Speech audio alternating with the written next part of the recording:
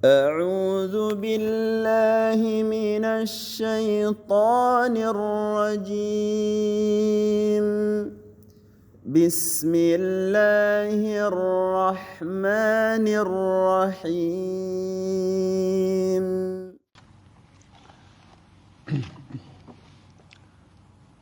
بسم الله الرحمن الرحيم السلام عليكم ورحمة الله وبركاته إن الحمد لله نحمده ونستعينه ونستغفره ونعوذ بالله من شرور أنفسنا ومن سيئات أعمالنا من يهده الله فلا مضل له ومن يضلل فلا هادي له أشهد أن لا إله إلا الله وحده لا شريك له وأشهد أن محمدا عبده ورسوله صلى الله عليه وسلم تسليما كثيرا أما بعد. Alhamdulillah, segala puji hanya milik Allah Subhanahu wa taala.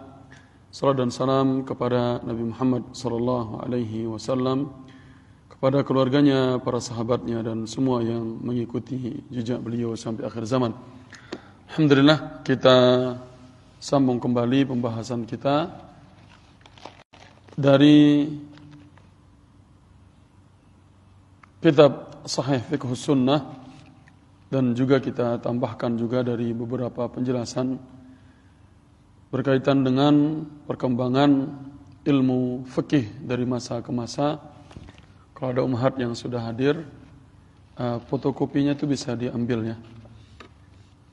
Fotokopi yang ada di depan bisa diambil.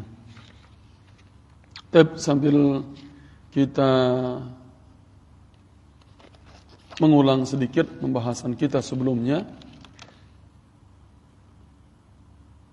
sebelum masuk ke poin yang berkaitan dengan wajibnya kembali atau beramal dengan Al-Quran dan Sunnah, ya mungkin dilihat langsung yang mulai dari halaman nomor 1, slide nomor 1. Ini yang pernah kita jelaskan di awal-awal dulu, kaitannya dengan fikih, pengertiannya, keutamaannya, kemudian hukum daripada mempelajarinya.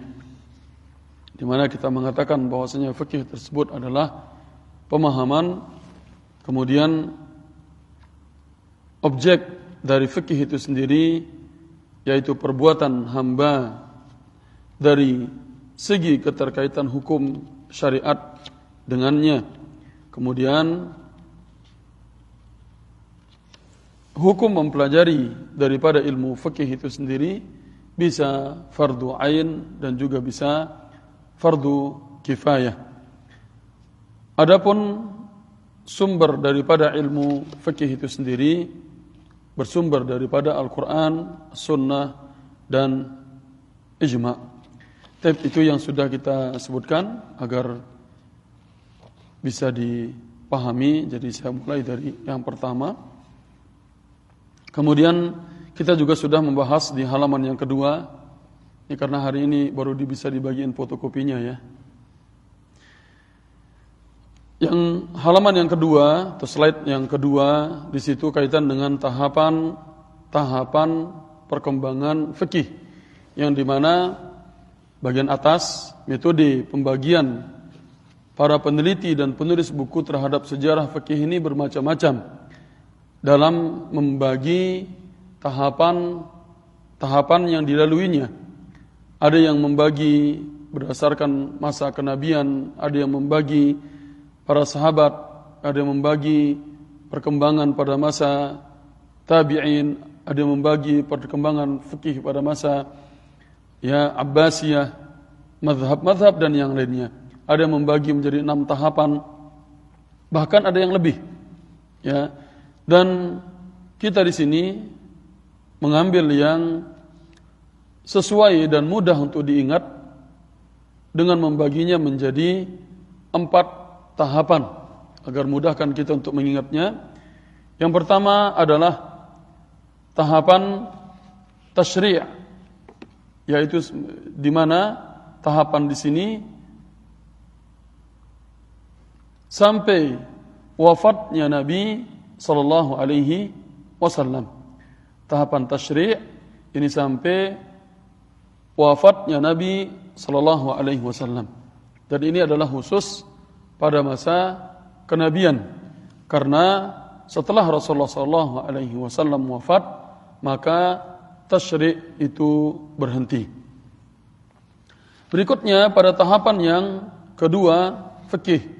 Sebelum mazhab fikih kira-kira sampai 100 Hijriyah. Tahapan sebelum mazhab-mazhab ini meliputi masa sahabat dan juga masa tabi'in. Dan sekali lagi, ya, perkiraan tahun yang diletakkan di sini bukanlah menunjukkan kepastian. Ya, pasti sampai tanggal sekian, tidak. Ini adalah perkiraan. Karena ada di antara mereka 100-an sedikit. Ya, pada masa tabi'in, misalnya Abu Hanifah yang digolongkan sebagai kelompok tabi'in karena melihat Anas bin Malik. Berikutnya, tahapan yang ketiga, yaitu pada masa mazhab fikih kira-kira sampai tahun 1300 Hijriyah. Ya, kemudian terakhir pekan lalu kita sudah menyelesaikan penjelasan tentang tahapan yang keempat, era modern sejak 1300 Hijriyah sampai saat kita sekarang. Dan pembahasan-pembahasan tentang tahapan fikih ini sudah dijelaskan oleh para ulama, misalnya dalam kitab Madkhal ila al-Fiqh al-Islami, Madkhal ila al-Syariah al-Islamiyah, ya, Tarikh al-Fiqh al-Islami, ataupun Tarikh at-Tasyri'. Dan semua mau kitab-kitab yang disebutkan di sana, ya, berporos pada penjelasan yang sama. Pada masa berikutnya, ya, tahapan yang pertama masa tasyri' legislasi, yaitu pada halaman yang ketiga. Ini juga di awal-awal dulu sudah kita jelaskan sejarahnya, mulai sejak diutusnya Nabi sallallahu alaihi wasallam sampai dengan wafatnya beliau. Dan ini ada dua, ada fase Mekkah dan juga Madinah. Ya, ada Mekkah dan juga Madinah. Ya, adapun pada Mekkah atau pada periode Mekkah itu berfokus pada yang berkaitan dengan usuluddin, yaitu pokok-pokok dasar agama. Ya, berkaitan dengan usuluddin atau yang berkaitan dengan pokok-pokok dasar agama.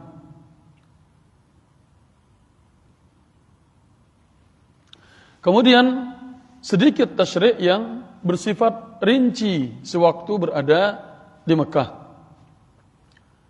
Adapun fase Madinah setelah Rasulullah sallallahu alaihi wasallam hijrah, maka perhatian terhadap usuluddin ini masih berlanjut, dan tasyri' yang bersifat rinci ini sudah mulai semakin banyak.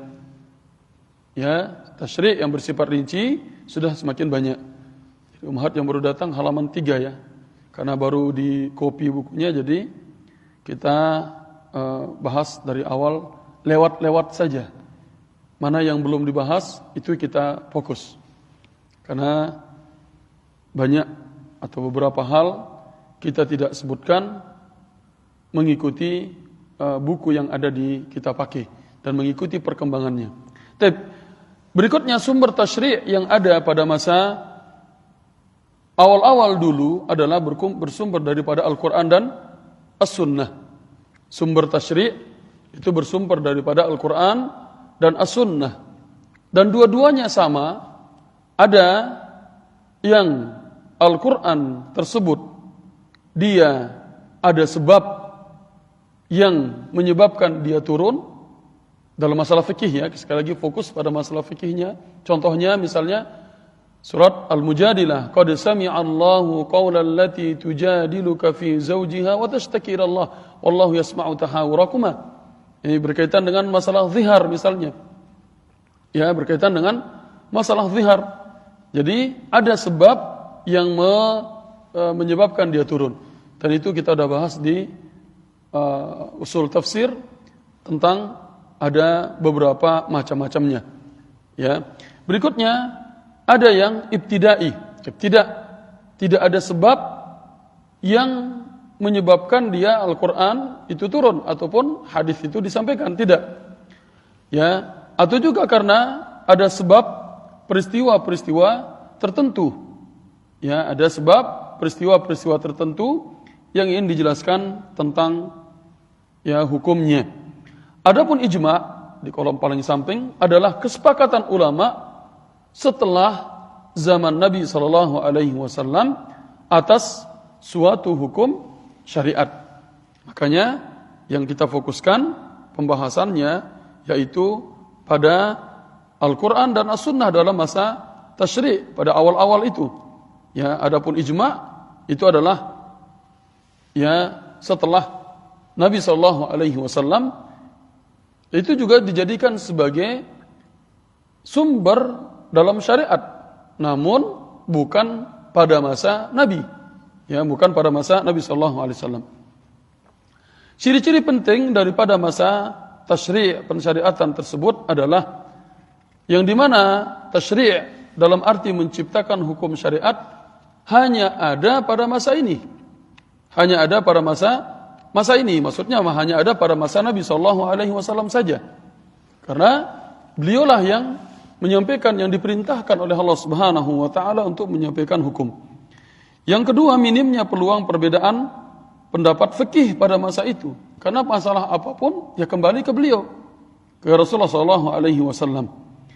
Berikutnya, tadarruj atau bertahap dalam tasyri', yang berarti tadarruj tahapan dalam pensyariatan hukum atau tahapan dalam pensyariatan satu hukum. Ini juga sudah kita jelaskan.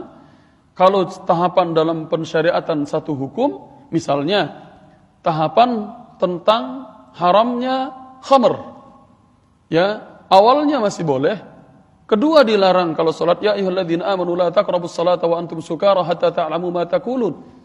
Ya, masih boleh ketika dikatakan kepada mereka wa itsmuhuma akbaru min naf'ihima. Ya, di mana dosanya lebih besar daripada manfaatnya, kemudaratannya lebih besar. Baru kemudian dikatakan ya pelarangan secara mutlak dalam surat Al-Maidah, ya dalam firman Allah Subhanahu wa taala ayat 92 93 kalau enggak salah, fajtanibuhu, jauhilah dia. Ya, ini tahapan pensyariatan satu hukum. Tahapan pensyariatan hukum-hukum misalnya ya satu hukum turun, ya tidak secara utuh seluruh hukum begitu satu hari, puasa, zakat, haji, semuanya dalam satu waktu, tidak. Tapi dia turun bertahap-tahap. Berikutnya juga berkaitan dengan ciri pentingnya mendidik para sahabat dalam mengajarkan serta membimbing mereka dalam fikih, fatwa dan ijtihad pada waktu itu. Ya, sebagian ulama menyebutkan bahwa sahabat yang berfatwa pada masa Nabi sallallahu alaihi wasallam berjumlah 14 orang. Ada namanya di situ, yaitu Abu Bakar, Umar, Uthman, Ali, Abdurrahman bin Auf, Muadz bin Jabal, Ammar bin Yasir, Hudzaifah, Zaid bin Thabit, Ibnu Darda, Abu Musa al-Asy'ari, Ubay bin Ka'ab, Ubadah bin As-Samit dan Abdullah ibnu Mas'ud. Ini di antara mereka yang ada diminta fatwanya pada masa Nabi sallallahu alaihi wasallam. Dan bagian yang keempat dari bawah, perkataan sahabat adalah hujjah. Perkataan sahabat adalah hujjah, dalil. Ya, ijtihad para sahabat dan tabi'in setelah wafatnya Nabi sallallahu alaihi wasallam tidaklah dikatakan sebagai tasyri'. Ya. Tidaklah dikatakan sebagai tasyri', melainkan ijtihad.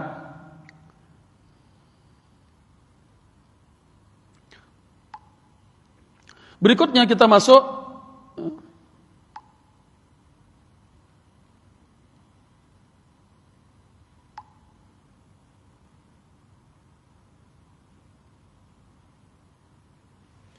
Kita masuk ke berikutnya, tahapan yang kedua, tahapan masa fikih sebelum mazhab. Ya, kira-kira sampai 100 Hijriyah. Sampai 100 Hijriyah.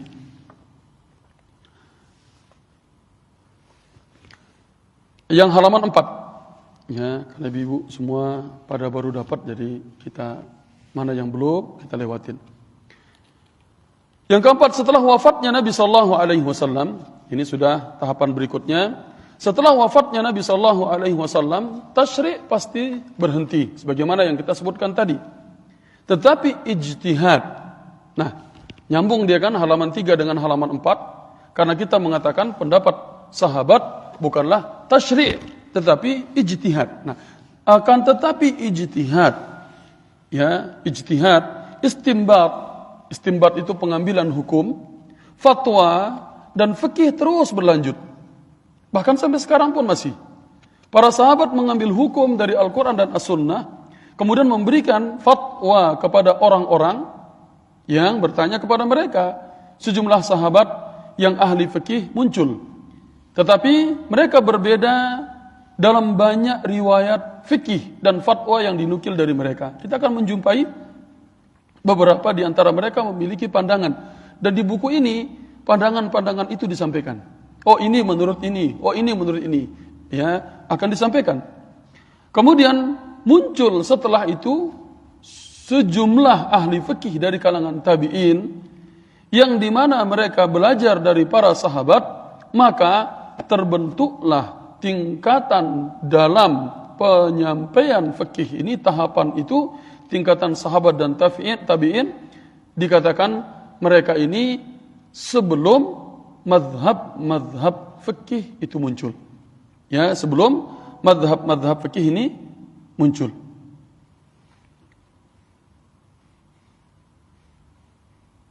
Berikutnya, sebelum masa mazhab fikih yang kita sebutkan, masa sahabat, sudah jelas ya, pada masa sahabat, ya, masa sahabat ini di mana penyebaran fikih pada masa sahabat Nabi sallallahu alaihi wasallam, ya, karena Nabi ada hidup di antara mereka. Kemudian setelah wafat Nabi sallallahu alaihi wasallam, ya, di sini masing-masing di antara mereka yang belajar dari Nabi sallallahu alaihi wasallam kemudian menyampaikan fatwa. Berikutnya masa tabi'in, yang di mana mereka ini yang belajar dari para sahabat, ya, tabi'in yang belajar dari para sahabat. Dan sumber fikih tahapan ini ada yang dengan sanad, dengan yang musnad dengan sanad, misalnya disebutkan di situ musannaf, ya, Abdul Razak As-San'ani, musannaf Ibnu Abi Syaibah, Al-Awsat karangan Ibnu Munzir. Ya, ada yang tidak musannad, yang tidak musnad, ya, misalnya kitab fikih Muqaran, ya, fikih yang membahas tentang perbandingan mazhab fikih khilaf secara umumnya. Ini yang pernah kita lewatin. Jadi poin yang keempat, perkembangan fikih pada masa sahabat Nabi sallallahu alaihi wasallam dan juga pada masa tabi'in. Tab yang halaman 5 saya tidak detailkan sekali karena sudah kita lewatin, ya, biar tidak langsung bukunya habis, ya, dan ibu-ibu tidak punya catatannya. Yang kelima, sahabat yang fatwanya banyak diriwayatkan. Jadi ketika kita menyebutkan pembahasan tentang perkembangan pada masa sahabat, ada sekitar 130 orang yang mereka itu memiliki fatwa-fatwa yang diriwayatkan dari mereka. Sebagaimana disebutkan oleh Imam Ibnu Hazm, yang dinukil oleh Imam Ibnu Qayyim Al-Jauziyah dalam kitabnya I'lam Al-Muwaqqi'in.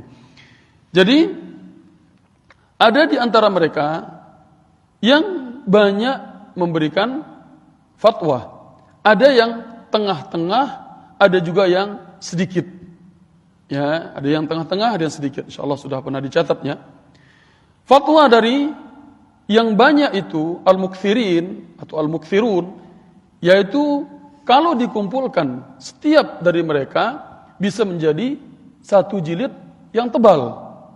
Ya, fatwa mereka itu ada 7 sahabat ada di sampingnya. Umar bin Khattab, Ali bin Abi Thalib, Abdurrahman bin Mas'ud, Abdullah bin Mas'ud, Aisyah, Zaid bin Thabit, Abdullah bin Abbas, Abdullah bin Umar, ini mereka memiliki fatwa-fatwa yang banyak. Kemudian yang kedua yang jumlahnya sedang, kalau dikumpulkan fatwa-fatwa mereka itu bisa dalam satu bagian yang kecil. Dan ini jumlahnya ada 13. Sebagaimana yang ada di situ. Jumlahnya ada 13. Berikutnya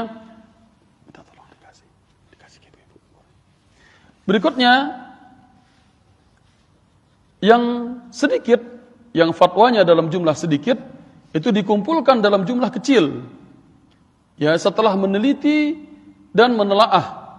Ya, setelah meneliti dan menelaah pendapat-pendapat tersebut, barulah kemudian dijumpai sekitar 110. Semua sahabat ada di bawah kolom itu. Yang ini poinnya juga dipahami. Semua sahabat adalah ahli ijtihad. Ya, dikatakan dia ahli ijtihad bil quwwah. Halaman 5. Ya, ahli ijtihad bil quwwah. Karena mereka menyaksikan turunnya wahyu dan bahasa Arab adalah bahasa mereka yang fasih. Dikatakan ijtihad bil quwwah. Dipahami ya? Ini kita enggak sebutkan sebelumnya biar poinnya bisa dipahami. Jadi semua sahabat itu dikatakan ijtihad, ahli ijtihad bil quwwah. Karena mereka menyaksikan wahyu itu turun. Ya. Kemudian mereka memahami bahasa Arab dengan bahasa yang fasih. Jadi maksudnya itu pasti ditahu. Ya, perselisihan itu kan diantara yang kita sebutkan itu karena sebab perbedaan dalam bahasa misalnya. Jadi karena mereka memahami apa maksud Nabi dalam bahasanya. Contohnya misalnya kita misalnya kalau sekedar contoh ya, kita mengatakan bahasa yang ada orang Aceh yang mengatakan, kami tidak pergi Mbak ke pasar. Saya nggak akan bertanya berapa orang dia, karena kami dia ucapkan untuk sendiri, ya kan? Sebagian orang Aceh begitu ya. Kami nggak pergi ke pasar Mbak. Kami, maksudnya saya, begitu kan? Jadi kalau kita paham, kita nggak akan bertanya berapa orang ibu nggak pergi. Sekedar contoh. Jadi memahami bahasa itu sangat mempengaruhi maksudnya nanti. Makanya kan nanti berbeda-beda mereka dalam memahami suatu kaidah. Nah di sini mereka berbahasa yang fasih, bukan ijtihad bil fi'il secara aktual. Adapun meriwayatkan fatwa dan menjadi mufti atau qadhi, hakim, tidak semua sahabat melakukannya. Tidak semua sahabat. Ya, tidak semua sahabat melakukannya. Ya.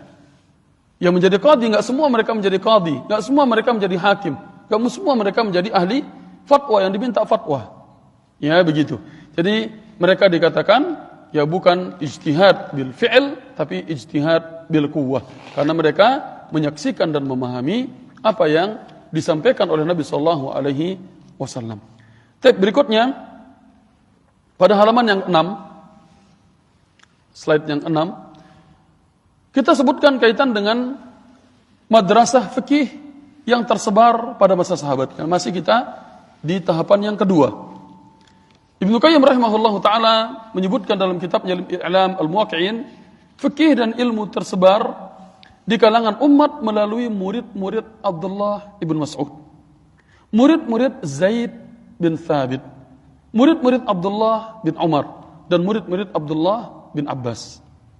Makanya madrasah fikih pada masa sahabat itu kita sebutkan terbagi menjadi 3 bagian, 3 madrasah. Bukan madrasah seperti yang kita sebutkan sekarang, ada sekolah, ada kelas, tapi ini di masjid. Madrasah Mekah yang dimana yang pendirinya di situ adalah Abdullah bin Abbas. Ya, madrasah Madinah di situ adalah Zaid bin Thabit. Lalu dilanjutkan ya setelahnya Abdullah bin Umar. Makanya ada tanda titik-titiknya panahnya. Ya. Kemudian di madrasah Irak atau di Kufah itu Abdullah ibn Mas'ud. Imam Malik berkata di bawah. Imam Malik berkata, imam orang-orang di Madinah setelah Umar adalah Zaid bin Thabit. Setelah Umar, maksudnya Umar bin Khattab adalah Zaid bin Thabit. Dan imam orang setelahnya adalah Abdullah bin Umar. Pemimpin maksudnya setelahnya adalah Abdullah bin Umar. Kemudian Umar bin Khattab radhiyallahu anhu pernah mengutus Abdullah bin Mas'ud ke Irak. Ya, ke Irak maksudnya ke Kufah. Ya, Irak itu yang tempatnya posisinya di Kufah, yang menjadi pusat peradaban Islam ya setelah itu. Dan berkata kepada penduduk Kufah, "Belajarlah kalian darinya. Demi Allah, aku telah mengutamakan kalian dengannya daripada diriku sendiri."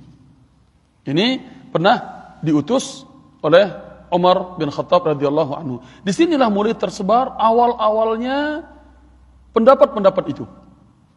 Dan pernah kita sebutkan kaitannya dengan ketiga madrasah ini. Kalau di Irak itu para ulamanya atau muhadditsinnya tidak sebanyak yang Ahlul Hijaz, tidak sebanyak yang dari Makkah atau Madinah. Makanya yang di Kufah biasanya lebih banyak mereka itu memberikan fatwa dengan ra'yunya. Ya, dengan ra'yunya. Berikutnya pada halaman yang ke-7, ini pada masa sahabat ya, perkembangan-perkembangan itu ya ada mereka belajar, dan di sini tabi'in belajar dari mereka. Para tabi'in belajar dari mereka. Kemudian para tabi'in yang belajar tersebut, ya, jadi namanya juga sahabat adalah orang yang siapa? Yang hidup pada masa Nabi Sallallahu Alaihi Wasallam, beriman dan meninggal. Kalau dia beriman, meninggal dalam keadaan munafik, nggak dikatakan sahabat. Meninggal dalam keadaan Islam. Berikutnya yang tabi'in, yang mereka ini hidup pada masa sahabat, melihat sahabat. Nah, di Madinah kita menyebutkan bahwasanya ya yang mereka belajar daripada Zaid bin Thabit dan Abdullah bin ya Umar, di situ ada terkenal pada masa tabi'in yaitu al-fuqaha as-sab'ah. Al-fuqaha as-sab'ah, 7 para fuqaha. Kalau dikatakan al-fuqaha as-sab'ah, maka mereka lah orang-orangnya Ubaidullah, Urwah, Qasim, Sa'id, Abu Bakar, Sulaiman dan Kharijah. Ya, kemudian ada Salim, Nafi' dan Az-Zuhri. Nanti kita lihat di halaman yang ke-8 turunannya. Di Mekah, di situ ada Atha bin Abi Rabah, ada Tawus, Mujahid, Ikrimah. Di Basrah ada Al-Hasan, kemudian Muhammad bin Sirin, Abu Qilabah, Qatadah. Di Kufah ada Alqamah, ya, kemudian di bawahnya Ibrahim An-Nakhai, ya, kemudian berikutnya ada Masruq, Hammad, Abidah, yaitu As-Salmani, kemudian Abu Hanifah, yaitu Imam Abu Hanifah sendiri, dan Suraih Al-Qadhi. Yang di Syam ada Makhul Asy-Syami. Di Yaman, kalau dilihat di atas di Mekah, ada saya tulis Tawus bin Kaisan, ya di Yaman, dan Mekah juga Tawus bin Kaisan, orang yang sama. Sebenarnya dia orang yang sama, tapi dia itu berasal dari Yaman. Ya, dia berasal dari Yaman, kemudian juga dia di Mekah. Jadi orang yang sama. Saya sengaja taruh di bawah karena untuk menggabungkan penjelasan Dr. Amir Bahjat dengan Sahih Fiqh Sunnah yang kita miliki. Berikutnya pada halaman yang ke-8, madrasah fikih dan turunannya di sini. Kalau tadi sudah kita bahas para sahabat, tabi'in, ya, kemudian pada masa mereka kita bisa melihat dari skema yang ada ini memudahkan kita untuk mengetahui kalau yang berselisih ini sebenarnya mereka antara guru dengan murid. Ya kan begitu? Antara guru dengan murid. Ya, dan tidak ada di antara mereka yang satu menyalahkan yang lain. Tidak seperti zaman sekarang saling menyesatkan misalnya. Ya, dengan mengambil pendapat yang berbeda. Nah, di sini bisa dilihat dari madrasah. Misalnya kita mulai dari kanan, ya kalau dari tabelnya ya. Dari madrasah Madinah yang kita sebutkan tadi, Zaid bin Thabit, saya tulisnya Ibnu Thabit, maksudnya Zaid bin Thabit, Ibnu Umar maksudnya Abdullah bin Umar, ya, itu turunannya ada dua, ada Salim dan ada Nafi'. Ya, kemudian murid daripada Salim adalah Az-Zuhri. Murid daripada Az-Zuhri adalah Imam Malik.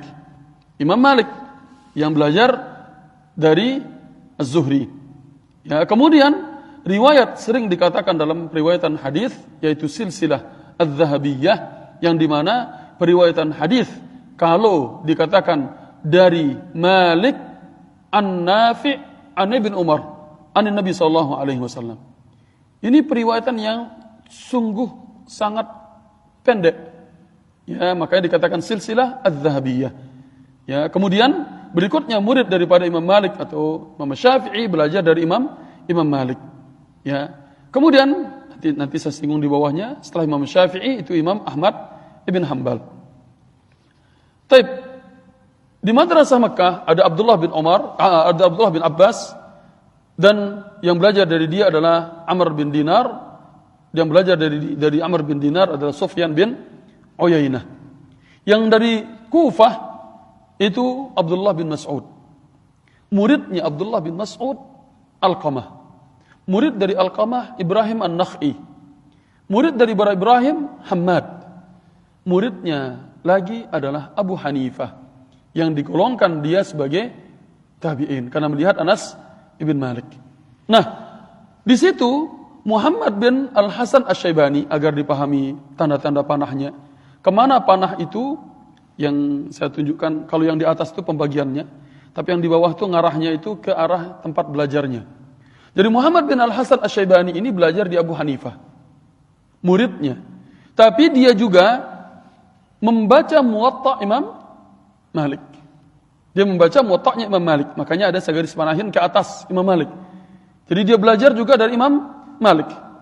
Begitu juga Abu Yusuf, yang keduanya Muhammad bin Hasan Asy-Syaibani dengan Abu Yusuf dikatakan as-sahiban. As-sahiban dalam madhab Hanafi. Ya, as-sahiban, dua sahabat.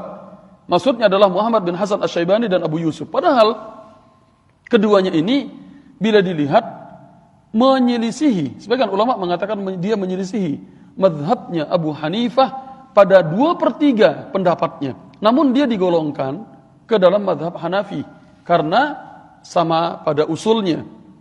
Ya. Kemudian di situ bisa dilihat Imam Asy-Syafi'i misalnya. Tadi Muhammad bin Hasan Asy-Syaibani yang belajar juga dari Imam Malik di Madinah. Makanya ketika dia pulang, kemudian ya dia pun menggabungkan antara apa yang didapat dari Imam Malik. Kemudian juga beliau kalau ditanya maka dia akan kembali kepada ya mencari menyatukan pendapat antara yang dapat dari gurunya Abu Hanifah dengan Imam Malik.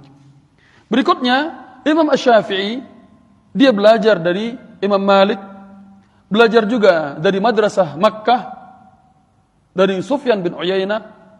Dia juga belajar dari Kufah, ya madrasah Kufah dari Muhammad bin Hasan Asy-Syaibani. Pada zaman dahulu mereka belajar dari situ, dari sini dan menggabungkan pendapat-pendapat tersebut. Tidak ada yang mengatakan, oh kamu salah, kamu sesat, kamu begini. Tidak ada.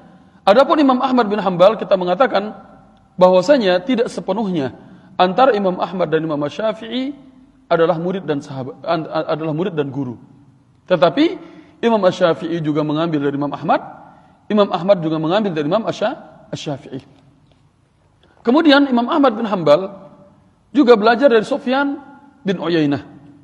Dan juga ya Imam Ahmad bin Hanbal juga belajar dari Abu Yusuf dari madrasah Kufah. Nah, di sini bisa dilihat kaitan dengan rentetan dari mazhab yang 4 ini saja. Saya tidak membuat yang tabel yang lainnya karena merasa ini juga sudah cukup.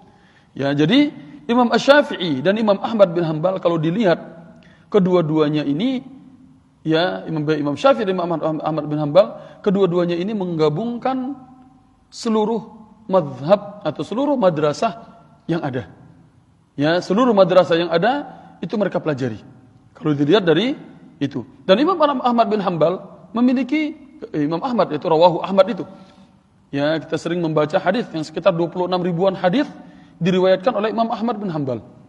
Ya, makanya dalam mazhab Hambali kita akan menjumpai, ya coba aja yang belajar fikih Hambali, misalnya kitab Manaris Sabil, ya atau kitab yang lainnya juga, hampir setiap poin yang mereka jelaskan ada dalilnya, walaupun itu dhaif. Ya, walaupun itu dhaif, ada dalilnya. Ya. Berikutnya kita lewatin, ya, detailnya sudah lewat. Tahapan yang ketiga pada masa mazhab fikih, ini yang paling panjang sebenarnya. Begitu juga pada masa modern. Karena pada masa-masa tabi'in, pada masa ya sahabat, ini tidak begitu banyak terjadinya permasalahan. Ya, namun nanti poin tentang sahabat pun nanti ada saya masukkan. Tadi sempat mau taruh poinnya di mana, cuma saya masukkan di bagian halaman yang terakhir nanti setelah membahas tentang para imam mazhab, baru saya masukkan poin kita yang ada di buku Sahih Fiqh Sunnah halaman 21. Ya, pada abad halaman 20. Ya, sikap para ulama nanti kita sebutkan di situ. Kemudian yang terjadi pada setelah abad yang keempat ini juga sudah di buku semua. Ya, nanti kita akan bahas insyaallah taala setelah ini. Baik, berikutnya. Pada halaman yang ke-9, ini kita juga pernah menyebutkan tentang mazhab-mazhab yang telah punah. Mazhab-mazhab yang telah punah perlu dipahami, maksudnya bukan berarti punah, enggak ada kita jumpai pendapat-pendapat mereka. Bukan berarti tidak kita jumpai pendapat-pendapat mereka dalam kitab. Tetapi banyak tersebar. Ya, pendapat-pendapat mereka itu banyak tersebar. Ya, banyak tersebar tapi tidak ada yang dibukukan. Dan tidak ada penerusnya dari kalangan murid-muridnya. Maksudnya seperti Imam Syafi'i, dia punya beberapa penerus yang menulisnya, nanti kita akan bahas. Yang dimana di situ para murid-muridnya menulis kitab. Nah, begitu kan Imam Ahmad juga sama, begitu juga Imam Abu Hanifah. Adapun mereka ini tidak. Makanya misalnya contoh kemarin, ketika membahas hari Ahad kemarin tentang puasa, mengqadha puasa mayit dalam kitab ini, Sahih Fiqh Sunnah ini, mengqadha puasa mayit dari mayit, bagaimana dia? Nah, ada 3 pendapat. Nah, disebutin di situ. Ya, disebutin pendapat daripada mazhab. Ya, disebutin mazhabnya Al-Laits. Ya, di samping itu Al-Laits, ada mazhabnya Ishaq mengatakan begini, ada dibawakan, bukan berarti tidak ada. Jadi mazhab yang telah punah ini maksudnya mereka pendapatnya masih ada dan cukup banyak di buku kita ini juga bagian-bagian awal. Ya, itu kaitannya dengan dibawakan pendapat-pendapat tersebut. Ya, pendapat-pendapat tersebut. Nanti kita jumpai misalnya pendapat yang mengatakan tidak mengqadha bagi si mayit itu. Ya, si mayit kalau dia memiliki hutang puasa, hutang nazar, tidak. Itu di antara pendapat-pendapat Abu Hanifah, kemudian juga Imam Syafi'i yang lain. Nah, dia mengatakan mutlak mengqadha. Ya, mutlak mengqadha, wajib mengqadhanya. Nah, disebutin pendapat-pendapat mereka juga. Nah, sekedar contoh. Ada yang mengatakan tidak. Yang wajib ya nazar saja yang diqadha, sekedar contoh. Nanti kita akan sebutkan pastinya mereka-mereka ini memiliki sejumlah fatwa. Ya, namun tidak dikatakan, oh ini adalah madhabnya Al-Hasan Al-Basri, yang beliau wafat tahun 110 Hijriyah. Kemudian juga berikutnya, ada madhab madhab Imam Abu Amr, yaitu Abdurrahman bin Amr Al-Auza'i di Syam. Ya, yaitu wafat tahun 157 Hijriyah. Kemudian madhab Sufyan Ats-Tsauri, yang wafat 161 Hijriyah. Madhab Al-Laits bin Sa'ad Al-Asfahani yang tinggal di Mesir, wafat 175 Hijriyah. Ini beberapa di buku ini ada dia. Beberapa dia, orang-orang ini di buku ini dimasukin semua. Kemudian mazhab Muhammad bin Sufyan ya, bin Uyainah, atau sering dikatakan Sufyan bin Uyainah, yang wafat tahun 198 Hijriyah. Kemudian mazhab Ishaq bin Rahawayh yang wafat tahun 228 Hijriyah. Kemudian mazhab Abu Thawr. Mazhab Abu Thawr yang wafat 240 Hijriyah, dan terakhir mazhab Ibnu Jarir At-Tabari yang ngarang tafsir itu, tafsir At-Tabari. Jadi mazhab Ibnu Jarir At-Tabari ini diklaim oleh dua mazhab. Yang mazhab Maliki mengatakan Ibnu Jarir At-Tabari itu adalah mazhabnya Maliki. Asy-Syafi'i yang mazhab Syafi'i mengatakan enggak, dia itu ulama Syafi'i. Begitulah, dua mazhab ini mengklaim dia.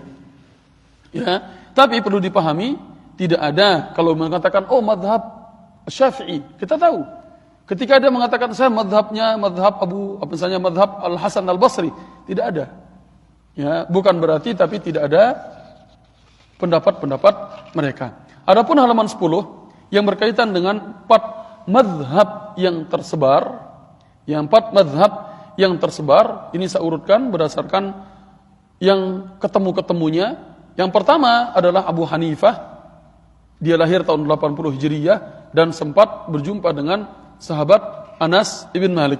Makanya sebagian mengelompokkan dia dengan tabi'in, jadi tabi'in. Kemudian yang kedua Imam Malik yang lahir tahun 93 Hijriyah ya, dan wafat 179 Hijriyah. Imam Abu Hanifah wafatnya 150 Hijriyah. Dan perlu dipahami yang ketiga, hanya pendapat para ulama. Ya, sebagian mengatakan kalau ibu lihat hari lahirnya atau tahun lahirnya Imam Asy-Syafi'i 150 Hijriyah. Ada yang mengatakan begitu wafatnya Abu Hanifah lahir Imam Asy-Syafi'i. Ya, ada yang mengatakan demikian. Namun Allah taala alam, ya, yang pasti tahun yang sama gitu. Ada yang mengatakan begitu. Ada lahirnya Imam Asy-Syafi'i pada waktu wafatnya Abu Hanifah. Tahunnya sama. Itu tahun 150 Hijriyah dan wafat 204 Hijriyah. Adapun Imam Ahmad bin Hanbal itu lahirnya 164 Hijriyah, wafatnya 241 Hijriyah. Dari sini kita bisa jumpai bahwasanya ada di antara mereka yang memiliki tahun yang bisa bertemu masanya. Ya. Kemudian kita tidak detailkan yang 11 dan seterusnya, nanti bisa dilihat karena ini sudah saya baca. Kalau ini ya cukup panjang. Siapa Abu Hanifah, nama nasab beliau, ya, kemudian tahun kelahirannya, lahir tahun 80 Hijriah, wafat 150. Kemudian ibadah dan ketakwaannya pun sudah saya jelaskan, ilmu dan kecerdasannya juga sudah, ya tinggal dibaca. Ya, mungkin kalau kita ambil satu-satu poin aja untuk menjadi rukunnya gitu ya. Jadi ibadah dan ketakwaan beliau, satu poin Imam Az-Zahabi dalam kitab Syiar A'lamin Nubala dikatakan dari dua jalur bahwa Abu Hanifah membaca seluruh Al-Quran dalam satu rakaat. Kok bisa Ustaz? Bisa dengan bacaan hadar. Ya. Kemudian ilmu dan kecerdasannya sampai Imam Syafi'i berkata paling bawah, manusia dalam fikih adalah tanggungan Abu Hanifah. Karena beliau sangat memiliki pemahaman dan juga perluasan dalam fatwa. Tapi berikutnya halaman 12 itu kita hanya mengambil dulu karena masih di awal penyebaran, kita hanya mengambil tahapan yang pertama, yang bawahnya enggak waktu itu. Jadi tahapan pertama dengan tahapan perkembangan mazhab Hanafi atau Abu Hanifah yang dimana berkembang secara kolektif, yang berkembang secara kolektif. Ya, lihat yang paling bawah dulu. Ringkasan mazhab Imam Abu Hanifah rahimahullahu taala. Mazhab Abu Hanifah adalah mazhab yang berkembang secara kolektif. Beliau memiliki majelis di mana fikih diajarkan. Dan di dalamnya terdapat diskusi dan perdebatan, ya, pendapat ketika dalam masalah tertentu. Terkadang mereka membahas satu masalah itu bisa 1 bulan dan baru mencapai suatu kesimpulan. Jadi jangan kita melihat suatu fatwa kita jumpai kemudian dengan gampangnya kita mengatakan wah ini bertentangan, wah ini begini. Ya kadang-kadang kita tidak tahu bagaimana perjuangan mereka. Mereka bukan mengedepankan hawa nafsunya. Ya. Baru kemudian ditulis dalam kitab Zahir Ar-Riwayah. Nah, itulah dia yang pertama di atas, dengan yang paling atas itu, yang pernah kita sebutkan nama-namanya sebelumnya. Dikumpulkanlah dalam kitab Zahir Ar-Riwayah. Ya, dan di antara tokoh mazhab ini adalah Abu Yusuf Al-Qadhi. Ya, Abu Yusuf Al-Qadhi. Ya, bisa dilihat langsung poin yang di bawah dengan paling atas. Tahap pembentukan, yaitu Abu Yusuf Al-Qadhi, yang dia lahir 113 Hijriah sampai wafat 183 Hijriah. Dia memiliki kitab Al-Kharaj. Abu Yusuf Al-Qadhi, yang namanya dia sebagai qadhi yang menjabat sebagai hakim di kekhalifahan Bani Abbasiyah, di pelajaran anak-anak, ya. Namanya orang menjadi qadhi, ibu pahami gimana coba? Bapak pahami gimana? Kalau seorang menjadi hakim, menjadi qadhi, pastinya orang-orang akan bertanya kepada dia tentang suatu masalah, dan dia akan memberikan penjelasan fatwa yang itu dipegang. Namanya dia juga sebagai hakim dalam pemerintahan. Kayak kita MUI-nya lah, ketua MUI-nya, Majelis Ulama Indonesia gitu. Jadi ketika dia memegang posisi sebagai qadhi, pastinya penyebaran mazhabnya akan lebih banyak. Itu yang dipahami kalau ada menjadi qadhi. Kemudian juga Muhammad bin Hasan Asy-Syaibani. Ya, Muhammad bin Hasan Asy-Syaibani juga dari situlah penyebaran mazhabnya. Nah, kedua orang ini dikenal dengan as-sahiban. As-sahiban, nanti bisa di-highlight gitu, Ibu. Muhammad bin Hasan Asy-Syaibani menyusun kitab-kitab dalam mazhab Abu Hanifah. Di antaranya Al-Asl ada di atas, Al-Mabsut dan lain-lainnya. Mazhab ini melewati beberapa tahapan. Tahapan yang pertama pembentukan, penulisan, pengumpulan, kemudian itu yang kita bahas yang pertama, yaitu dari Abu Hanifah sendiri. Yang perlu dipahami bahwasanya ya Abu Hanifah tersebut tidaklah menulis buku tertentu. Ya, tidaklah menulis buku tertentu untuk dalam penyebaran mazhabnya. Tidak ditulis. Ya, makanya kita mengatakan di situ berkembang secara kolektif. Kemudian juga Muhammad bin Hasan Asy-Syaibani di situ ada beberapa kitab yang terkenal dengan nama Zahir Ar-Riwayah.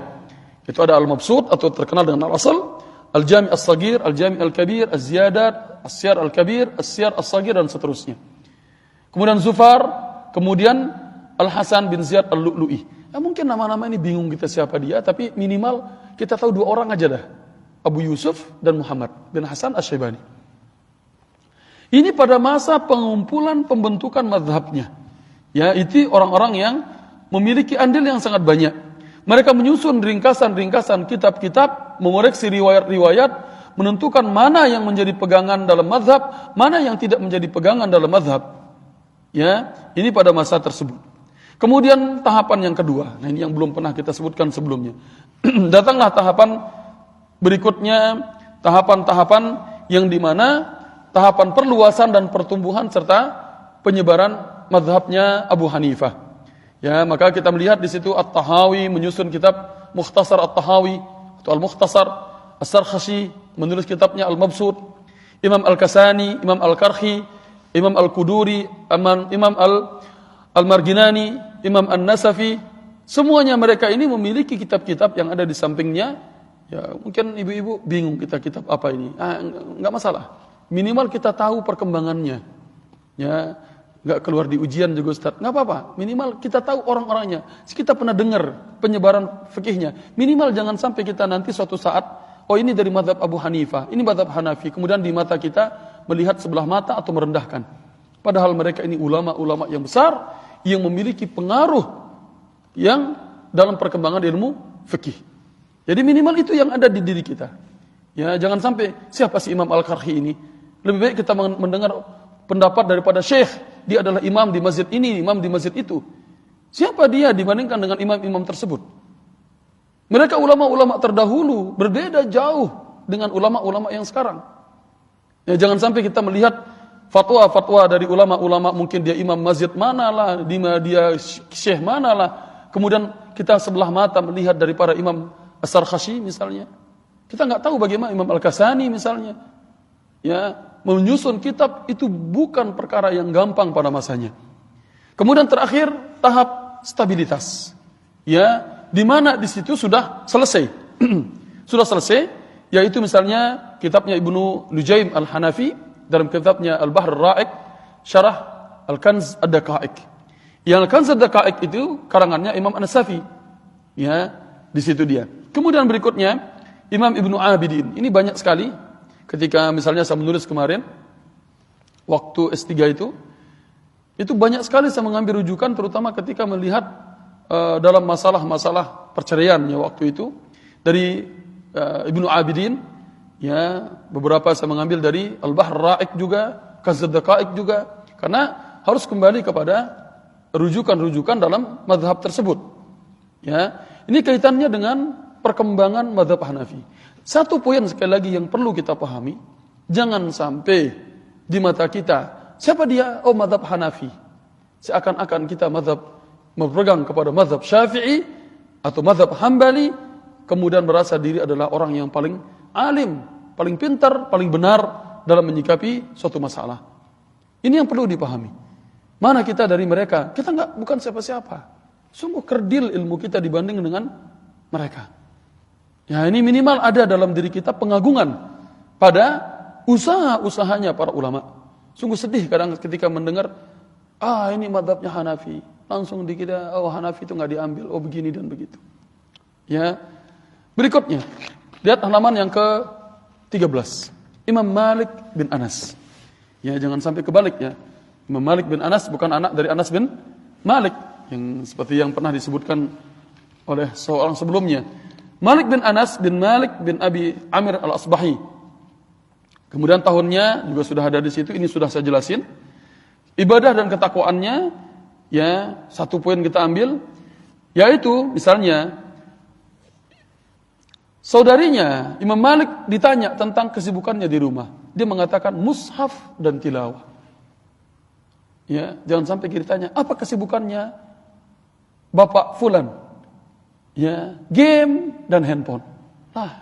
Itu yang teriwayatkan sama anak kita nanti, kan lucu, malu kita. Apa kesibukan ibumu nanti? Facebook dan TikTok. Ya, ini yang perlu kita malu. Ya, jangan sampai nanti juga pada mazhab Maliki kita merasa, ini dia orang Maroko, ini Maliki, ini kita Syafi'i aja kita pegang. Nah, misalnya, kita lihat siapa Imam Malik sendiri. Berikutnya, Imam Malik yang terkenal dengan perkataan la adri. Imam Malik itu yang paling terkenal. Jangan malu mengatakan tidak tahu kalau memang tidak tahu. Ini hukum agama loh. Bukan saya yang membuat. Ustaz, bagaimana hukumnya ini? Waduh, kalau saya nggak bisa jawab, ini jamaahnya akan bagaimana nanti? Ya, gimana ya kalau misalnya saya nggak bisa jawab? Jangan malu mengatakan saya tidak tahu. Ketika misalnya saya rutin suka mengikuti kajiannya Dr. Amir Bahjat, berkali-kali ketika menyampaikan daurah ditanya, "Syekh, gimana hukum ini?" La adri. Padahal beliau itu subhanallah keilmuannya, la adri. Ini masalah apa? Masalah hukum fatwa. Pergi ke tim fatwa, ada mereka. Ya, la adri. Nah, kita kemudian malu dikatakan tidak memiliki ilmu, mengatakan, ini menurutnya, ini ada dua pendapat. Kalau memang benar ada dua pendapat, sampaikan. Jadi seseorang untuk mengelak agar dikatakan dia itu tidak, dia malu untuk dikatakan tidak memiliki ilmu. Gimana hukumnya ini? Fihi kaulan. Itu ketika waktu kuliah dulu, guru kami Ustadz Mahmud sering menjadikan sebagai candaan. Ya, kalau kamu nggak bisa jawab jawabannya, bilang aja sudah. Fihi kaulan. Di situ ada dua perkataan. Ada yang boleh, ada yang nggak boleh. Udah selesai kamu. Paham maksudnya kan? Sedikit-sedikit fihi kaulan. Biar nanti kita terlepas. Ya, kalau memang benar ada fihi kaulan, ya betul. Atau salat akwal, betul. Tapi kadang-kadang untuk mengelak. Ustaz, gimana hukum musik? Musik itu hukumnya nggak tahu ini bilangnya. Hukumnya dia nggak tahu misalnya. Fihi kaulan. Di situ ada dua pendapat. Ada yang mengatakan boleh, ada yang mengatakan tidak boleh. Nah, ini sering sekali.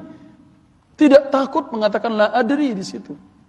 Seorang alim di situ. Maka para ulama mengatakan la adri nisful ilm. Ini sering dijadikan sebagai kaca bagi para ulama sikapnya Imam Malik. Sampai Ibnu Wahab mengatakan, kalau kamu mau aku penuhi papan-papanku ini dengan perkataan Imam Malik yang mengatakan la adri, aku akan buat. Saking banyaknya.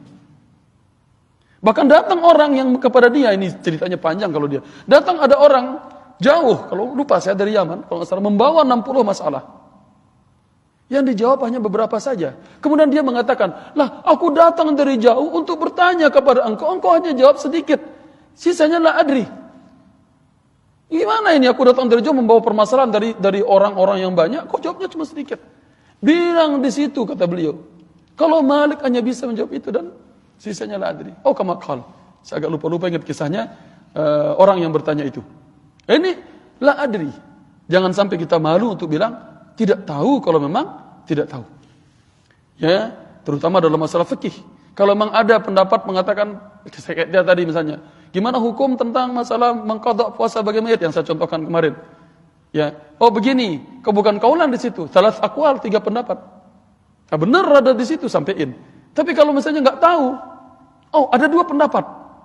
Ada mengatakan wajib mengqadha, ada mengatakan tidak wajib mengqadha. Tapi ngarang-ngarang, ya itu nggak boleh.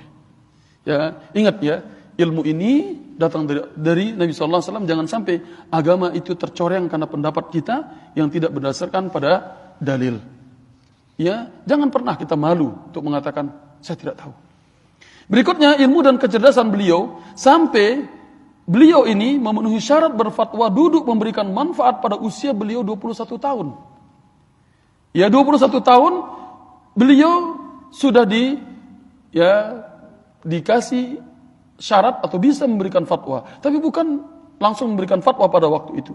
Sampai dia mengatakan, aku tidak memberikan fatwa kecuali setelah 70 orang alim yang berpengalaman bersaksi aku layak untuk itu. Nah kita baru orang lulusan SMA, baru lulusan pondok pesantren, yang tadinya itu belum apa-apa, masuk pesantren, keluarnya sudah jadi Gus, Habib, Kiai, Ustadz Al-Fadil, Syekh. Malu untuk dikatakan tidak disebut titelnya misalnya. Nah ini kadang-kadang sebagian itu tamat dari pondok pesantren, hafal Quran 30 juz, Ustadz Fulan Al-Hafiz. Kalau nggak disebut Al-Hafiznya, aduh ini kurangin derajat ini. Ya, ini kadang-kadang kita seperti itu. Berikutnya, tahapan perkembangan dari mazhab Maliki pun sudah kita sebutkan. Yang pertamanya, 2 dan 3-nya tidak waktu itu, karena kita masih pada penyebaran yang pertama. Tahapan yang pertama itu penyebaran mazhab Maliki, ya, kita bisa melihat Imam Malik ini berbeda dengan Abu Hanifah. Tidak ada menulis kan, tapi yang menulis adalah muridnya, ya, yang dikumpulkan dalam Zahir Ar-Riwayah. Imam Malik ini menulis Al-Muwatta, ya, yang dimana muridnya Abu Hanifah tadi, Muhammad bin Al-Hasan Asy-Syaibani, belajar dari beliau dan membaca Muwatta. Ya, belajar dari beliau dan membaca Muwatta. Ya, dan Muwatta ini yang dikarang ketika ditanya waktu beliau menulisnya, wahai Imam, kasratul Muwatta'at, Muwatta udah banyak. Muwatta yang menulis Muwatta pada masa beliau sudah banyak. Tapi apa kata beliau? Maka narillahi abqah. Mana yang karena Allah akan tinggal. Makanya Muwatta Imam Malik sampai sekarang. Muwatta yang lainnya entah kemana. Makanya apapun itu yang kita lakukan karena Allah, itu akan tinggal. Ya, apapun itu, karena Allah akan tinggal. Kemudian pada masa perkembangan itu sampai tahun 282 Hijriah, sekali lagi tahapan-tahapan ini hanya sebagai perkiraan, ya, untuk pendekatan. Kemudian ada di situ Abdurrahman bin Al-Qasim yang wafat 191, Asad bin Furat, Sahnun, yang mereka ini ada garis 3 di situ. Yang mereka di sini, ya, ada masalah-masalah tersebut tertulis dalam Al-Mudawwanah atau Masail Sahnun. Ya, pada masa-masa tersebut. Kemudian juga Ibnu Wahab menulis Al-Jami', Imam Ashhab Al-Misri. Mereka ini pada masa awal-awal. Pada masa awal-awal artinya dalam pembentukan madhabnya. Jadi mereka dari guru mereka belajar terus, kemudian mana masalah-masalah itu mereka tulis langsung dari Imam Malik. Kemudian tahapan perkembangannya sampai 616 Hijriah, mulai di situ yang namanya tahapan perkembangan itu mengecek riwayat. Ya, mengecek pendapat-pendapat yang tadi di kitab Masail Sahnun misalnya, mengecek riwayat-riwayat. Ya, kemudian menelitinya kembali, kemudian menulis, ya, memberikan ijtihad, fatwa itu pada masa perkembangannya. Di situ ada Ibnu Abi Zaid, Al-Qadhi Ibnu Abdul Wahhab, Ibnu Abdul Bar Al-Baji atau Abu Al-Walid, ya, Ibnu Rushd. Ya, ini Ibnu Rushd Al-Jadd. Yang mengatakan Ibnu Rushd Al-Jadd. Al-Jadd artinya kakeknya. Ya, bukan Ibnu Rushd yang lain. Jadi Ibnu Rushd Al-Jadd kakeknya. Kemudian di situ ada Al-Qadhi Iyad yang terkenal juga pendapatnya. Nah, di situ di kitab-kitab mereka. Khawatir saya sebutkan kitabnya ngabisin waktu dan juga Bapak Ibu juga khawatir entah kitab apa yang disebutin. Ya, gitu. Cukuplah nama yang tertulis di depan. Ya, gitu kan. Sebutin juga enggak ada terjemahannya. Carinya pun enggak ada, gitu. Cukuplah ada tulisan itu. Kita masukkan ini agar kita memiliki penghargaan usaha para ulama-ulama terdahulu itu sangat luar biasa. Itu yang saya ingin fokuskan tentang itu. Jadi enggak segampang itu nanti mengatakan yang mazhab Maliki ini, Maliki mah banyak begininya, begitu kan? Jangan. Ya, mereka ini sudah banyak memberikan, ya, waktu mereka dan kesulitan-kesulitan mereka hadapi pada masanya. Kemudian tahapan yang terakhir masa Maliki, yaitu pada fase stabilitasnya, ada Ibnu Hajib, ya, Ibnu Al-Hajib, Al-Qarafi, Al-Khalil. Nah, ini yang bahkan, ya, saya kasih tanda bold di situ dan saya kasih tanda panah di situ, yang dimana di situ yang disyarah-syarah terus. Al-Hattab, Ad-Dardir, Ad-Dusuki, dilihat di bawahnya. Ya, Al-Khalil mengarang Al-Mukhtasar atau Mukhtasar Al-Khalil namanya. Ya, di bawahnya Mawahib Al-Jalil dari syarah Mukhtasar Al-Khalil. Al-Hattab mensyarah tulisannya Al-Khalil. Di bawahnya lagi Asy-Syarhul Kabir ala Mukhtasar Al-Khalil. Ya, lagi Imam Ad-Dusuki membuat Al-Hasyiyah ala Syarh Ad-Dardir. Ad-Dardir ini menulis yang tadi, ditulis lagi hasyiyahnya. Begitu terus, saling melengkapi. Ya, itu kita lihat. Mungkin tadi satu diriwayatkan yang lain dilengkapi oleh orang-orang yang ada setelahnya. Kemudian berikutnya Imam Syafi'i. Kalau bisa kita selesaikan sampai Imam Ahmad biar selesai kita dan masuk pada nanti pada perkembangan setelahnya, ya. Kita mudah-mudahan bisa selesai. Biar semua mazhab ini kita lewatin. Berikutnya mazhab Imam Syafi'i. Sudah kita jelasin ini siapa Imam Syafi'i, Muhammad bin Idris Asy-Syafi'i. Kemudian dia itu adalah termasuk keturunan Nabi SAW yang ketemu pada kakeknya Abdul Manaf. Tahun lahirnya 150 Hijriah tadi saya sebutkan. Ya, beliau melakukan perjalanan ke Mekah pertama kali, ke Madinah, kemudian ke Baghdad. Ya, ada namanya saya tulis. Ibadah dan ketakwaan beliau, muridnya Ar-Rabi bin Sulaiman mengatakan bahwasanya beliau menghatam Al-Quran di bulan Ramadan 60 kali. Sehari 2 kali. Nah, kita jangankan menghatam membacanya. Menghatam membuka sampul dan tutupnya saja belum tentu. Ya 60 kali maksudnya. Membuka dan menutupnya saja. Ya, pergi kerja, masuk pagi, sore, masuk lagi. Entah kapan dapat waktu untuk membukanya saja. Jangan dibaca, ngebukanya saja. Itu kadang-kadang jadi ini bagi kita. Gitu ya. Jadi patokan kita, ya jauh kita dari beliau. Ilmu kecerdasan beliau, ada 3 poin di situ kan, ya saya ambil satu-satu aja, biar nggak menghabiskan waktu. Beliau ini menghafal Al-Quran di usia 7 tahun. Menghafal Muwatta'nya Imam Malik. Imam Malik gurunya, dia hafal usia 10 tahun, coba. Ya, gurunya di Mekah, Muslim bin Khalid Az-Zanji, mengizinkan dia berfatwa usia 15 tahun. Dia alim. Nah, anak kita 15 tahun masih belajar sholat. Nah, begitulah. Kadang-kadang kita banyak ketinggalan. Ya, kemudian orang-orang mengatakan, wah ini mazhabnya Syafi'i itu begini dan begitu. Ya, kita jauh daripada beliau. Nah, perlu dipahami halaman yang ke-16, fase penyebaran mazhab Imam Asy-Syafi'i. Agar mudah dipahami, ada 2, fase yang lama, itu al-mazhabul qadim dan mazhab al-jadid. Yang lama itu ketika beliau di Baghdad. Ketika beliau di Baghdad, tadi kita sudah sebutkan di halaman 15 paling atas. Ya, di Baghdad itu beliau ya ketika bertemu dengan gurunya Muhammad bin Al-Hasan Asy-Syaibani. yang di halaman 15. Ya. Kemudian di berikutnya pada masa mazhab al-jadid yang baru, ketika beliau ke Mesir, ketika di Baghdad beliau menyusun kitab fikih dan usul fikih. Kitab fikih dan usul fikih. Kemudian ketika di Baghdad beliau menyusun ulang beberapa kitab tersebut. Karya pandangan ijtihadnya yang beliau lakukan di Mesir berbeda beberapa dengan yang di Baghdad. Ya, yang namanya ketika orang memiliki pandangan yang tadinya mengatakan makruh mungkin jadi haram misalnya gitu kan, ada beberapa pandangan-pandangan. Tidak diragukan lagi. Yang paling bawah, mazhab al-qadim dan al-jadid tidak berarti bahwa Imam Syafi'i menghapus seluruh fikihnya yang lain sebelumnya. Bukan berarti yang lama artinya beliau tidak mengakuinya.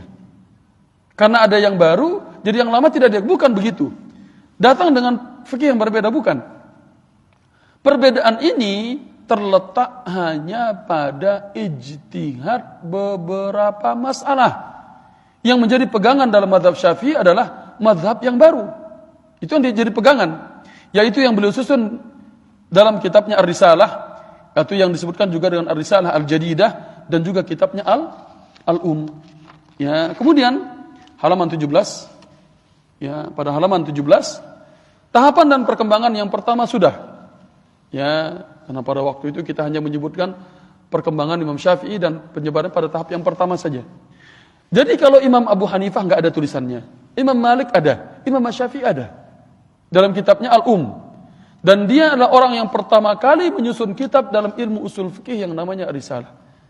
Tidak ada ulama lain sebelumnya yang menyusun usul fikih, beliau menulis pertama kali dengan nama Ar-Risalah. Muridnya Ar-Rabi' bin Sulaiman Al-Muradi, ini yang meriwayatkan seluruh ilmu-ilmu dan kitab-kitab beliau. Kemudian Al-Buaiti, kitabnya Al-Mukhtasar Al-Buaiti, Al-Muzani, kitab Al-Mukhtasar Al-Muzani, juga pada masa awal-awal pendirian. Namanya pada awal pendirian ya pastinya pembentukan mazhabnya di situ. Tahapan yang kedua, perkembangan dan penyebaran, ini mulailah, kalau dikatakan penyebaran dan perkembangan, mulai melihat cek-cek riwayat-riwayatnya, kemudian mendalami maksudnya, memberikan penjelasan-penjelasan. Itu adalah Ibnu Suraij, kemudian Al-Kaffal, dalam kitabnya ada dua, Al-Kaffal Asy-Syashi yaitu Al-Kabir, dan Al-Kaffal Al-Marwazi yaitu As-Saghir. Ya, yaitu yang dikatakan Tariqah Al-Khurasaniyin atau metode ulama Khurasan.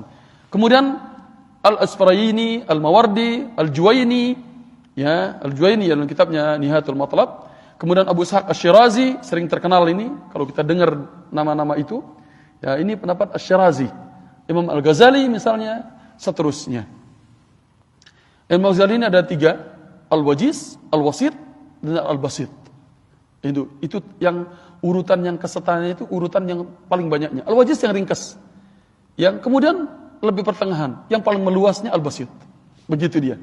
Jadi perkembangan pada waktu itu. Jadi minimal tahu nama-namanya, nama hafal kitabnya enggak perlu ibu-ibu. Jadi tidak juga diterjemahkan. Hampir enggak ada terjemahan kitab-kitab yang kita sebutkan ini. Hampir. Ya. Tahapan-tahapan yang ketiga, permunian di awal, ya, Tahrirul Awal, ini Ar-Rafi'i dan An-Nawawi. Nah, Ar-Rafi'i dan An-Nawawi dalam kitabnya ya, Imam Rafi'i Al-Muharrar, ya, kemudian juga An-Nawawi Minhajut Talibin, Radhiyat Talibin, Majmu' Asy'ar Muhadzab, ya, dan seterusnya. Kemudian tahapan yang keempat, pemurnian. Yang kedua, Imam Ar-Ramli dan Ibnu Hajar Al-Haythami. Taib. Sering dulu waktu belajar mazhab Syafi'i sama Syekh Shalah Al-Umari yang dari Yaman, beliau dulu imamnya Ustaz Abu Sultan. Beliau mengatakan rujukan ulama Syafi'i, mazhab Syafi'i itu ada 2. Ya, yaitu kalau An-Nawawi dan Ar-Ramli. An-Nawawi jadi kalau mereka kembalikan ke Imam An-Nawawi, itu sudah rujukan ulama. Kalau mana yang diambil oleh pendapat Imam Nawawi, itu yang dipegang dalam mazhab Syafi'i. Jelas maksudnya kan? Dari yang semua ini kan sebelumnya ini mereka tahapan penyebaran dan pendirian. Setelahnya itu dilihat mana yang Imam Nawawi pergi kepadanya, Syafi'i lari ke situ. Dan juga Imam Ar-Ramli dalam kitabnya Nihayatul Muhtaj ila Syarhil Minhaj. Ya, ini juga sama. Ya, juga sama dijadikan rujukan. Nah, tetapi secara umumnya 4 orang ini, bahasa mudahnya. Dulu ketika Syekh Salah mengatakan 2, Imam An-Nawawi dan Ar-Ramli, masing-masing dalam pemurnian yang pertama dan pemurnian yang kedua. Ya. Jadi kalau gampang ingatnya, ya udah yang paling bawah aja. Jadi mazhab Asy-Syafi'i kita di Indonesia kembali kepada 4 orang ini. Bukan berarti yang di atas nggak dipegang. Ya, namanya juga mereka dalam tahap perkembangan. Kalau mana yang katanya Ar-Rafi'i, mana yang katanya Imam Nawawi, mana yang perkataan Ar-Ramli, Ibnu Hajar Al-Haytami, ya, maka itu yang dipegang. Ya. Berikutnya, kayaknya nggak cukup waktu nih. Bisa? Satu lagi ya, Ibu-ibu ya. Biar selesai mazhab yang 4 ini. Biar pekan depan kita langsung ke poin yang halaman 20. Tapi kita ambil mungkin 2-3 menit lagi. Imam Ahmad bin Hanbal. Yang di mana dia adalah Imam Ahmad bin Muhammad bin Hanbal Asy-Syaibani yang lahir 164 Hijriah, ya. Dan 1 poin dari 3 poin ibadah dan ketakwaan beliau, putra beliau. Ini putra beliau juga Abdullah, itu juga seorang alim loh. Ya, seorang alim. Ya, putra beliau. Nama putranya itu ada 2, Saleh dan Abdullah. Saleh dan Abdullah. Ada saya tulis di halaman 19. Saleh dan Abdullah. Abdullah mengatakan anaknya sendiri, ya, ayahku salat setiap siang dan malam 300 rakaat. Rajin salat beliau. Ketika beliau sakit karena luka-luka yang dicambuk, karena pada masa itu kan kena dia dengan ada fitnah yang tersebar, ya kan. Diseret sakit itu melemahkan badannya, kemudian dia kurangi salatnya 150 rakaat. Lah kita salat yang 17 rakaat saja, ya alhamdulillah bisa dijaga. Gitu kan. Nabi SAW tidak meninggalkan 40 rakaat sehari semalam. 17 salat fardu tambah 12, ya, rawatib muakkad udah berapa? 29. Witir salat tahajud 11. 29 tambah 11 40. 40 rakaat itu tidak ditinggalkan oleh Nabi sallallahu alaihi wasallam. Nah, kita jaga yang 17 saja mungkin ya di antara kita susah, tapi minimal yang wajib itu dijaga. Tapi berikutnya ilmu dan kecerdasan. Dari 4 itu kita ambil 1. Dari 4 kita ambil 1. Kita ambil perkataan Imam Syafi'i sendiri yang paling bawah. Imam Syafi'i pernah mengatakan,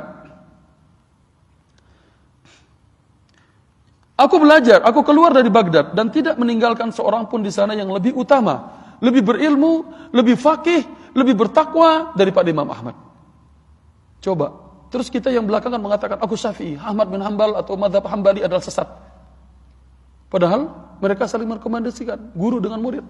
Nah, ini sayangnya kita yang belakangan ini terlalu ahli untuk menjadi komentar netizen yang alim, ya, padahal tidak memiliki kemampuan apapun. Yang 19 terakhir yaitu tahapan perkembangan mazhab Hambali, ya. Tahapan yang pertama udah kita jelaskan, ya, di awal-awal dulu, yaitu Imam Ahmad bin Hanbal sama dengan Imam Abu Hanifah tidak mendokumentasikan mazhabnya. Tapi beliau di sini memiliki ashab masail. Ashab masail. Makanya di sini ashab masail ini lebih dari 100 orang. Ya, lebih dari 100 orang. Ashab masail. Makanya di bagian dekat halaman itu, pendiri diwakili oleh Imam Ahmad bin Hanbal sendiri, penyebarannya oleh ashab masail, pengumpulannya oleh Al-Khallal, peringkasannya oleh Al-Khiraqi, dikondifikasikan kaidah dan istinbat pemahamannya oleh Al-Hasan bin Hamid. Ini ringkasan yang di atas. Ya, jadi pada masa penyebarannya oleh ashab masail, di situ ada beberapa orang, ya, masail Imam Abu Dawud. Abu Dawud itu yang tuh, rawahu Abu Dawud itu. Ya, itu dia. Saleh dan Abdullah anak beliau dan seterusnya. Ishaq bin Mansur Al-Kausaj, Masail Ibnu Hani dan seterusnya. Kemudian Al-Khallal yang kita sebutkan tadi. Ya, Al-Khallal yang kita sebutkan tadi, pengumpulannya oleh Al-Khallal, Abu Bakar Al-Khallal dalam kitabnya Jami' Ulum Imam Ahmad, termasuk dari ashab masail. Kemudian juga Gulam Al-Khallal, ya, Abu Bakar Abdul Aziz. Ya, kemudian Abu Al-Qasim Al-Khiraqi yang di samping satu di situ. Peringkasannya oleh Abu Khalil Al-Qasim atau Al-Khiraqi dalam kitabnya Al-Mukhtasar Al-Khiraqi. Kemudian Al-Hasan bin Hamid dalam kitabnya Tadhib Al-Ajwibah. Ini pada masa-masa itu. Ya, kemudian fase pemurniannya ini sudah saya jelaskan sebelumnya. Yang pertama, fase pemurnian, penyaringan, tahrir dan juga tangkihnya sampai 885 Hijriyah. Ya, mulai di situ banyak. Sebenarnya banyak banget yang mau ditulis tapi enggak cukup tempatnya di situ. Ya, kitab-kitabnya maksudnya. Al-Qadhi Abu Ya'la, Abu Ibnu Qudamah, ya dalam kitabnya Al-Umdah, Al-Muqni, Al-Kafi, Al-Mughni. Tuh, kitab-kitabnya saling ya berentetan. Ibnu Taimiyah, bukan Ibnu Taimiyah yang itu. Ini Ibnu Taimiyah Al-Jadd, kakek. Ya, dalam kitabnya Al-Muharrar dan Muntaka Al-Akhbar. Ibnu Muflih, ya Alauddin Al-Mardawi. Kemudian tahapan yang ketiga stabilitasnya adalah yaitu ya Musa Al-Hajawi atau terkenal dengan Al-Hajawi, Ibnu Najjar Al-Futuhi, kemudian Mar'i bin Yusuf Al-Karmi, Mansur Al-Buhuti. Adapun kitab-kitabnya bisa dibaca dan sekali lagi hampir tidak ada kitab-kitab mereka semua yang kita sebutkan tadi ini yang diterjemahkan. Hampir. Ya, karena yang rata-rata diterjemahkan adalah kitab-kitab yang setelah fase-fase stabilitas. Ya, setelah fase stabilitas. Artinya sudah enggak ada dipermasalahin lagi gitu. Ya, makanya orang-orang yang belajar dahulu mempelajari tahrir mazhab yang satu semuanya itu ilmunya kuat.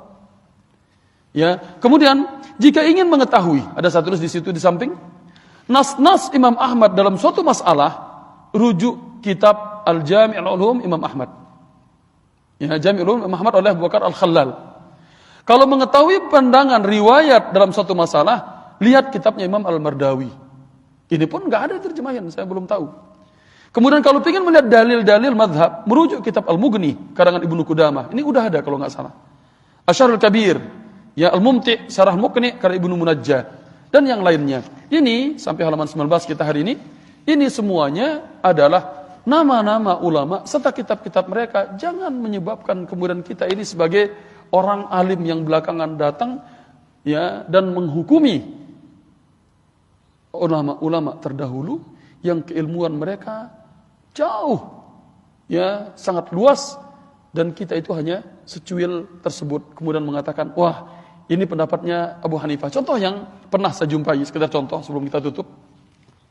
Contoh yang kita jumpai ketika misalnya pendapat yang mengatakan membayar zakat dengan uang siapa? Zakat fitrah boleh yang bayar dengan uang adalah pendapat Abu Hanifah. Ya kan begitu kan? Nah, kenapa bisa berselisih? Kalau dipahami buku yang ada di depan ibu-ibu bapak ini, insya Allah akan paham kita di mana titik permasalahan dan bagaimana menyikapinya. Semuanya sudah ada di situ. Sampai halaman 50 yang terakhir itu ada di situ bagaimana menyikapi perbedaan para ulama dan apa sebabnya mereka berselisih. Dengan kita tahu sebabnya, gimana menyikapinya, kita tidak akan mengatakan wah sesat Imam Ahmad ini. Begitu. Ada yang mengatakan wah ini pendapat yang salah ini, sesat ini pendapat ini. Kenapa harus dengan uang? Ya, sambil menundukkan kepala. Sebegitunya karena berbeda pendapat langsung main sesat. Waliyadzubillah. Jadi jauh kita dibandingkan dengan ulama-ulama yang disebutkan tadi. Mungkin nama-nama itu hanya sebatas hiasan di buku bagi kita, enggak masalah. Karena nama-nama itu adalah nama-nama ulamanya atau kitab-kitabnya karena enggak tahu bahasa Arabnya juga baca yang mana Ustaz, enggak apa-apa. Minimal kita tahu kitab mereka. Suatu saat mungkin ada orang-orang yang mengatakan siapa dia, kita tahu kalau ini mereka adalah bukan ulama kece-kece. Ya, itu saja mungkin. Ya, nanti insya Allah kita sambung sampai halaman ke-20. Ini sudah ya cuma ringkasan saja. Ini dari kitab Sahih Fiqh Sunnah 21, 20, 21, 22 Sahih Fiqh Sunnah semua. Yang lainnya kita akan bahas bagaimana hukum mereka dan menyikapi perbedaan mereka imam-imam yang kita sebutkan tadi. Mudah-mudahan Allah memberikan kita ilmu yang bermanfaat dan amalan kita diterima. Subhanakallahumma bihamdika asyhadu an la ilaha illa anta astaghfiruka wa atubu ilaik. Wassalamualaikum warahmatullahi wabarakatuh.